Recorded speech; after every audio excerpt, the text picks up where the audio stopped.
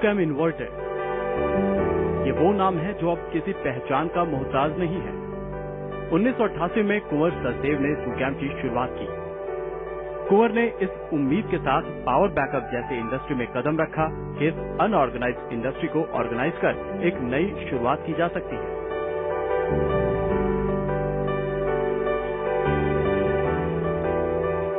कुंवर सचदेव ने शुरुआत तो कर दी, लेकिन पैसे की किल्लत ने उन्हें हमेशा परेशान किया। जब मैंने कंपनी शुरू करी थी तो मैं अपने दोस्तों से उधार लेता था, क्योंकि अपनी जेब में पैसे थे नहीं, और जितने भी दोस्त थे सबसे कहीं ना कहीं किसी न किसी समय में मैंने जरूर कर्जा मांगा हुआ है। और जब कंपनी थोड़ी ठीक चल रही थी तो मैं समझता हूँ कि मैंने अपने बिजनेस से ही मतलब उधार माल लिया और कैश में बेचा, तो वहां से कुछ जनरेट कर लिया। मतलब अपना एक विश्वास जमाया, पहले दोस्तों पे विश्वास जमाया, फिर अपने जो सप्लायर्स थे उन पे विश्वास जमाया, और उनके पैसे से मैंने अपना बिजनेस रोल किया। फिर एक समय आया जहाँ पे मुझे बैंकों की बहुत सख्त जरूरत महसूस हुई, क्योंकि मैं स्केल अप कर रहा था। तो बैंकों के पास गए, और उस टाइम ज्यादातर गवर्नमेंट बैंक थे, प्राइवेट बैंक आईसीआईसीआई सिर्फ आया था। तो गवर्नमेंट बैंक से लिया, पर गवर्नमेंट से पैसे लेना बहुत मुश्किल था उस समय। बड़े सारे पेपर चाहिए थे, ये चाहिए था, वो चाहिए था, उनकी लिमिट बनाने में बहुत टाइम लगता था। सो वो भी काम किया, और फिर धीरे धीरे बैंकों के साथ रहा, और फिर इससे बड़ा हुआ तो फिर मैंने इन्वेस्टर से पैसा लिया। तो ये सारे फेजेस मैंने देखे धीरे धीरे कि बैंकों से कैसे डील करना है, इन्वेस्टर से कैसे डील करना है। बट सब कुछ एक ही चीज रही कि जो मेरा वो रहा कि उनका विश्वास जमाना सबसे इम्पोर्टेंट है। सही और सटीक प्लानिंग का ही नतीजा था कि आज सुकैम का टर्नओवर 750 करोड़ रुपए को भी पार कर चुका है, और हर दिन कंपनी नई ऊंचाइयों की तरफ बढ़ रही है। पहले तो मेरा ये मानना है कि जब तक आपको पैसे की जरूरत ना हो, सख्त जरूरत ना हो, पैसे को लीजिए नहीं, क्योंकि पैसे से कभी पैसा नहीं बनता। ये मेरा अपना एक्सपीरियंस रहा है कि जब भी पैसा ज्यादा आया वेस्टेज हुई और ज्यादा प्रॉब्लम्स में आए। तो जितना पैसा चाहिए पहले तो उसको अपने ही जो इंटरनल एक्रूवल्स के साथ, या जितने भी अपने कहते हैं, हमारे यहाँ कहते हैं कि जितना पैर पसारी है, जितना चादर के अंदर पैर पसारी है,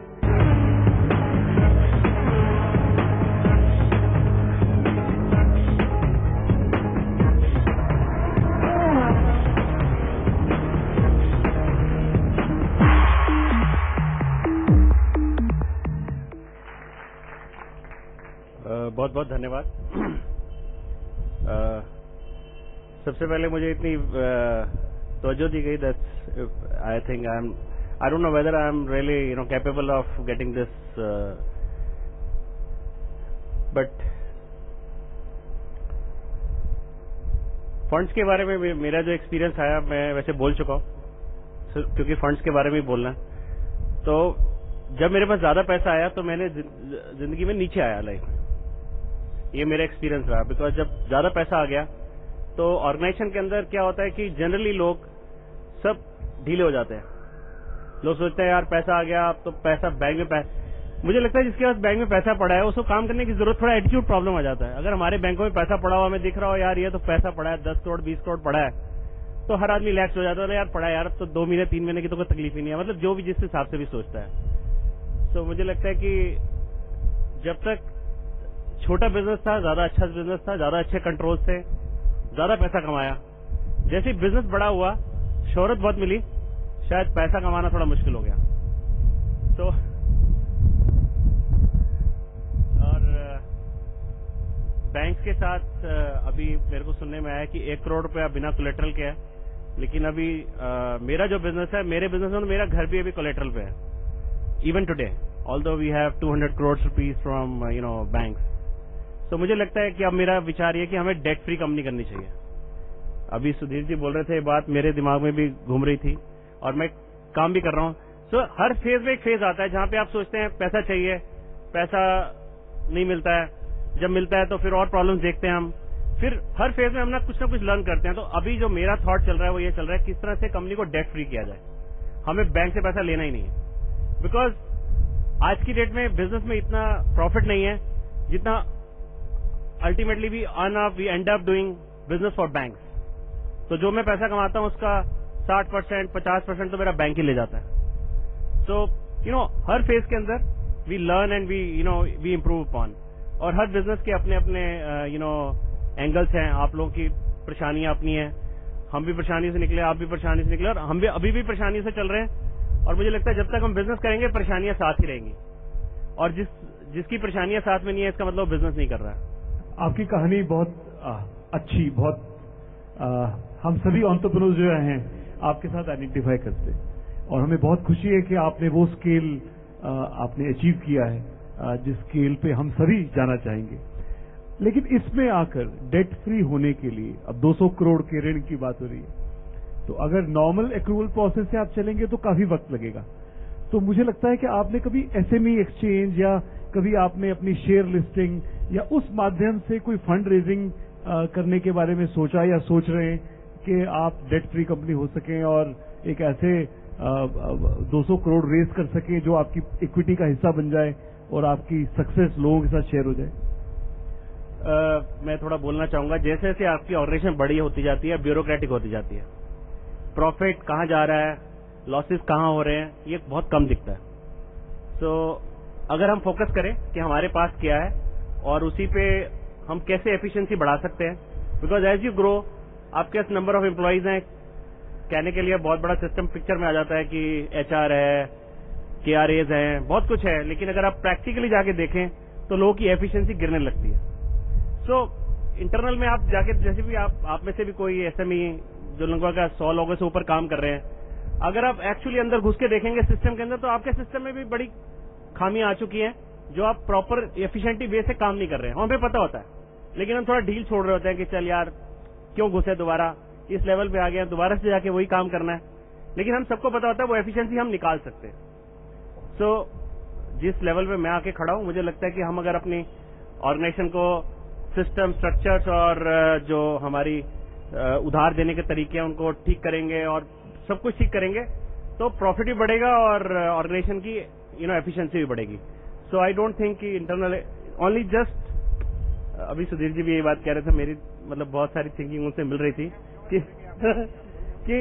एक स्टेज में आके आपको थोड़ा सा अपने आप को रीओरिएंट करना पड़ता है, जहां पे आपको पता होता है कि ये चीज हो सकती है, बट आप थोड़ा सा डर रहे होते हैं कि अगर मैं ऐसे बाजार में ऐसे अपनी पॉलिसीज करूंगा तो क्या होगा।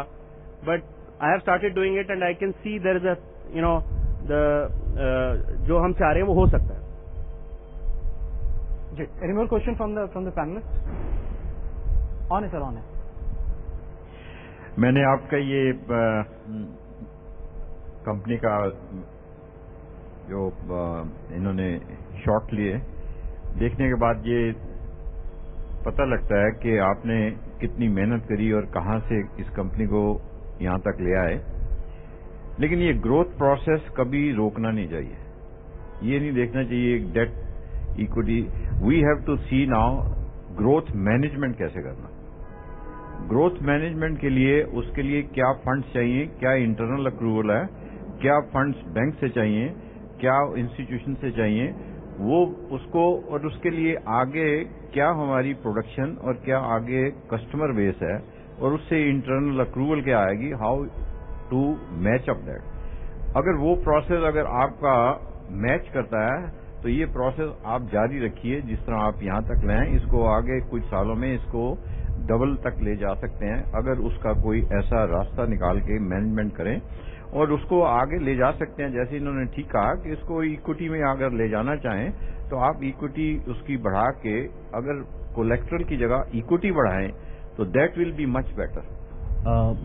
डिस्कशन जो हो रहा था ज्यादातर, अगर मैं फ्रेज करना चाहूं, you talking about both organic and inorganic growth, तो it's an open question to everybody, which one is a better strategy to take? आप ज्यादातर ऑर्गेनिक ग्रोथ की बात करना चाहते हैं, इनऑर्गेनिक नहीं करना चाहते, but then when it comes to taking money and then growing, maybe you will not be able to manage it on your own. So मैं आपको बोलना चाहूंगा, मैंने जिंदगी भर इनऑर्गेनिक ग्रोथ ही करी है, तो आप मेरे से सुनिए, मेरी हमेशा से इनऑर्गेनिक ग्रोथ हुई है और मैंने इनऑर्गेनिक ग्रोथ के नुकसान देखे। इनऑर्गेनिक ग्रोथ सपना बहुत अच्छा है, होना चाहिए, वो भी चलेगा साथ में, और मैं अभी भी इनऑर्गेनिक ग्रोथ की बात कर रहा हूं, मैं ग्रोथ को रोकने की बात नहीं कर रहा। Debt free company doesn't mean that I will not grow, I will grow more than what I was growing earlier. So मतलब आप ये सोचते हैं कि डेट फ्री होने का मतलब है कि आप ग्रोथ नहीं करेंगे। हमारा ब्रांड है यार आज बाजार में, अगर मैं डिस्ट्रीब्यूटर को बोलता हूँ भाई उधार से कैश में आ जाओ, तो क्या टाइम लगता है? वो हमारे लोग डरते हैं, नहीं नहीं नहीं सर ये करेंगे तो ऐसा होगा वैसा होगा. So I am not talking of I want to tell you I will grow more by my systems now. तो एक स्टेज के बाद सिस्टम चाहिए. सो व्हेन इनऑर्गेनिक ग्रोथ में आप ग्रो कर रहे होते हैं, तो प्रैक्टिकली मैं यहाँ बोल रहा हूँ आपको, हमारे सिस्टम की धज्जियां उड़ी होती हैं, क्योंकि इनऑर्गेनिक ग्रोथ हो रही होती है. लोग आ रहे हैं, पता ही नहीं किसको लिया, क्या काम कर रहा है, और उसको कोई मॉनिटर करने वाले लोग नहीं है. सो पहले मैं गवर्नमेंट के बारे में सोचा, मैं सोचा गवर्नमेंट कैसे, हम साले अपनी कंपनी नहीं चला सकते तो गवर्नमेंट कैसे चलती है, इसको इनको अप्रिशिएट करना चाहिए. I mean it's such a huge structure and still it works.